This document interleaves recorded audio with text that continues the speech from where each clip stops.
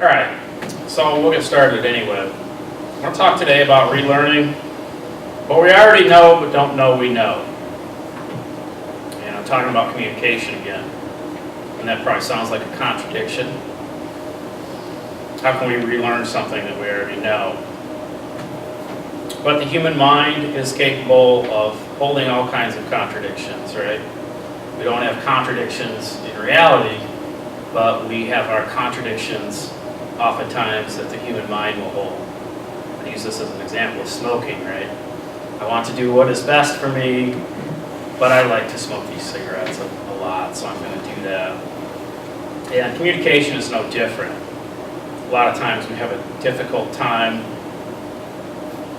looking at communication objectively and communicating in a way that's going to help us to get our needs met so that we can have more of this and less of argumentation, or this. I left that in there for Helene. Yeah, I like that. So I want to go to some first principles. We've talked about these a couple times before. Yeah, and the reason I want to do that is because I was thinking, well, is there a first principle here? And can we come up with at least one first principle that's related to what it is that I want to talk about? First principles are these rules that, in order to refute the rule, you have to use the rule, right? So in order to argue against the concept, you have to steal the concept and use it in your argument against it. You have to produce a contradiction to try to claim that these aren't true. And these are all examples of that I hold as first principles. Logic is valid. If you say, Scott, logic is not valid, you're using logic to argue against the validity of logic. Evidence of the senses is valid. If you say to me, Scott, the evidences of your senses is not valid, then apparently you believe the evidence of my senses is valid because you're using sound to make your argument, and you must be assuming that I understand what you're saying. So you've contradicted yourself. That we can't communicate, I think that works as a first principle. To argue that we cannot communicate requires communication, does it not? Seems self-evident to me. Seems to be a truth that we can communicate. All human action is an expression of a feeling and a need. You say to me, Scott, all human action is not an expression of a feeling and a need, then I would say to you that I see you feel uncomfortable with this truth I've asserted, and you have a need for me to acknowledge this alternative truth that you're presenting to me. I can't find a way to get away from this. So I'm holding that as a first principle. Then he hops in his spaceship and flies away. What's that? I said then he hops in his spaceship and flies away. Not sure I understand that, but I'm just saying, if you were to say something like that to somebody, I'm pretty sure they're going to think you're from some other planet.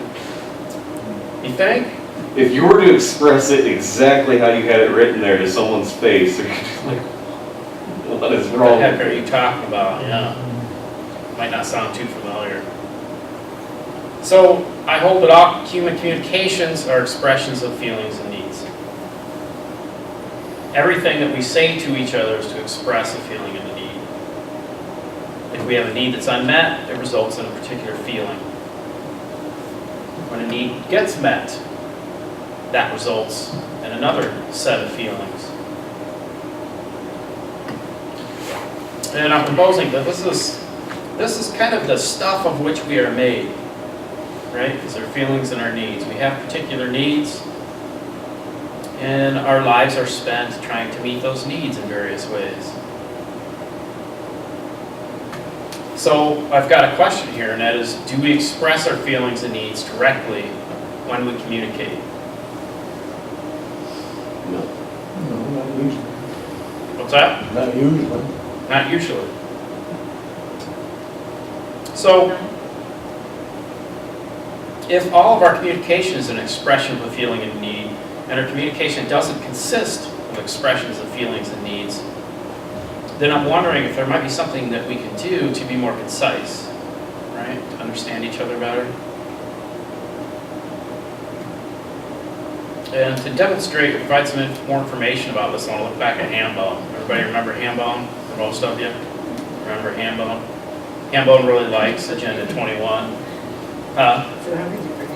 Yeah, it's pretty unforgettable.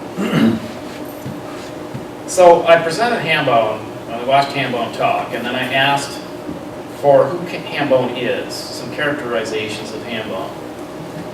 And this group responded with a lot of information about Hambone, who he is, what he's like.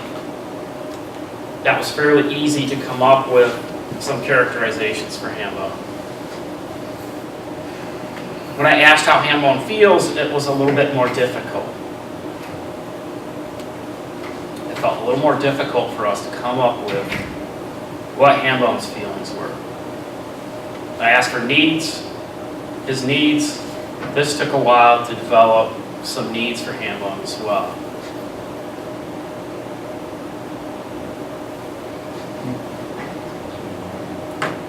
So, what I'm proposing is that labels and judgments seem to come a lot easier to us than actually discussing the feelings and needs involved in the situation. Another person's or our own feelings and needs.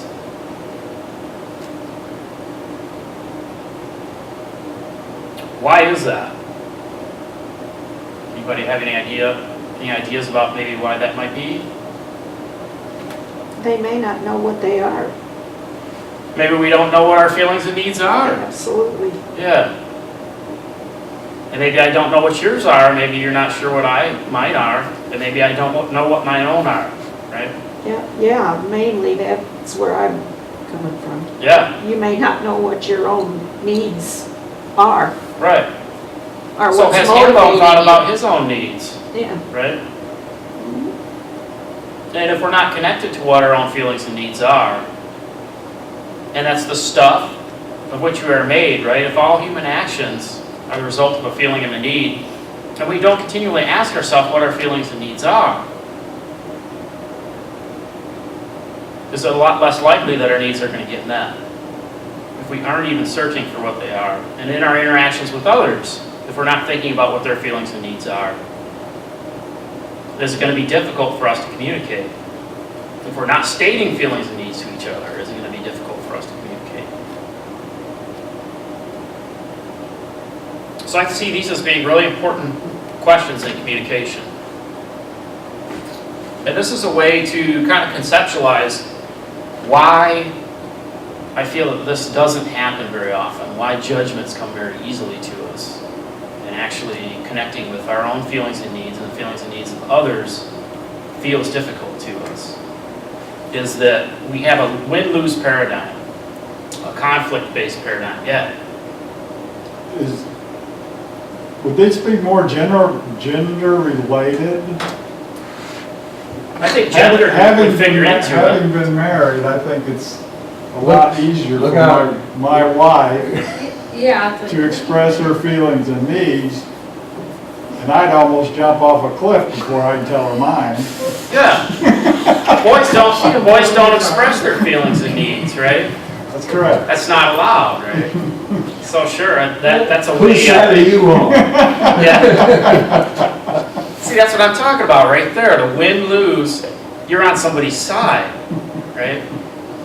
We're all on our own side. And if we want to get our needs met, we've got to beat somebody out. It's this idea of scarcity. There's only so much to go around. And if I want to get my needs met, I got to win, right? And I think this is really common in our culture, in almost every human culture right now, is this win-lose paradigm. There's only so much to go around. If you're causing me a problem, I need to win, and then the problem will be gone, and I'll have my needs met. It's a very common way of thinking. That I can't get my needs met without depriving someone else of theirs, right? Our needs are always in conflict. Everybody's needs can't get met. It's just a matter of whether mine get met and you lose or not. And I put Rambo in here to illustrate the winning attitude, right? Life is kind of combat. And in interactions, when we have a disagreement with somebody, a lot of times the way I think that we try to win is through moralistic judgment. We issue moralistic judgments against each other.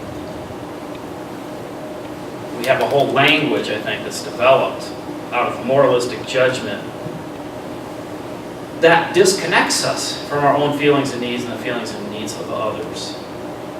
So what I'm proposing is a shift, both in paradigm of thought and in the mechanics of language, away from the moralistic judgment towards the feelings and the needs, both your own and others.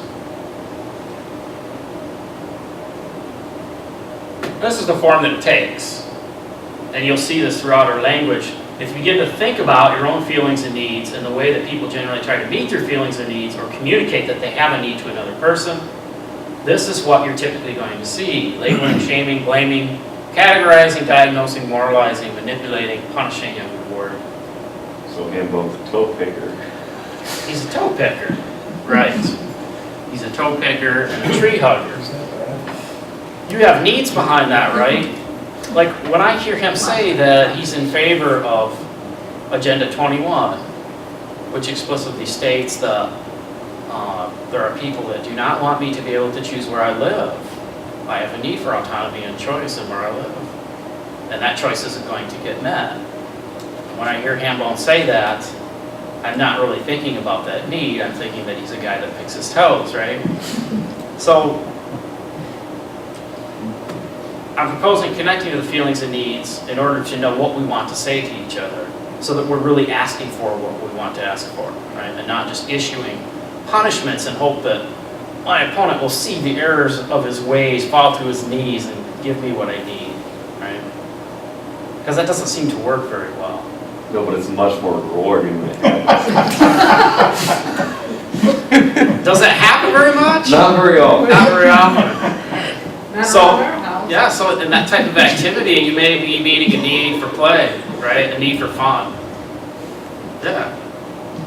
So that might be a way that you might seek to meet that need. But if you've got these other needs, right, that you are dependent on that person to help you meet, or you would like that person to help you meet, then maybe not always the best approach. So yeah, implying badness and wrongness in those that we would like to do something differently is the way this tends to go a lot. Yeah, the sworn enemy. Enemy imagery.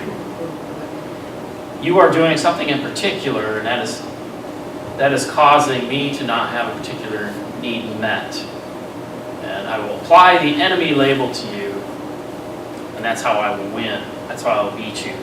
And one reason why I worry about that a lot is that if this is this person's innate quality, right, that they are evil, or they are a person that picks their toes, or they're a tree hugger, right, and this is the essence of that person, then you really don't have very many options to sway that person or work with them towards getting your needs met, except violence, right? Taser. Just leave them alone. Leave them alone? Yeah. I don't think I'd have Right. a taser. What, you mean leave somebody alone, like, Well, if you're not gonna be able to, communicate back and forth with each other and come to any agreement, it's best just to avoid the situation. yeah, so if Hambone wasn't doing anything that was keeping you from getting your needs met, then you would just maybe avoid contact with him. Yeah, if he disturbed me that much, probably I would. Sure, yeah.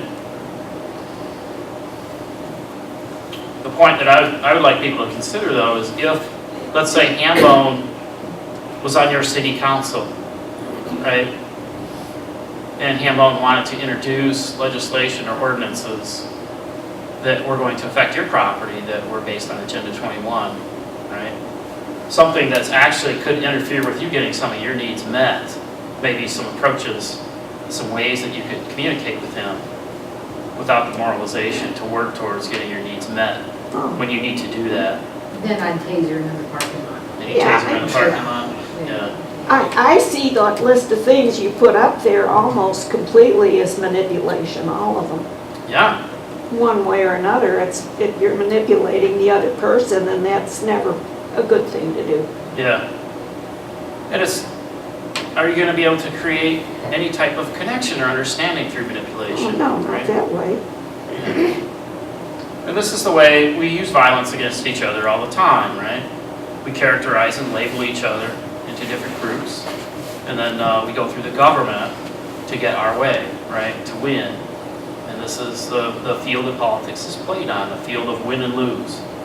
It's all wins and losses. Am I going to control the force against you, or are you going to control the force against me? This is the way that we think and communicate plays out when we can't connect with what's actually going on. So this is a proposal to simplify and clarify life through reconnection with feelings and needs. Actually discussing feelings and needs when we discuss things and leaving the moralization behind. And we're about 5 minutes over, so I'll wrap it up right there. And then we'll pick this up again next time if you guys want to continue. I don't want anybody to miss part of the debate that they would like to see. Okay, unless there's questions?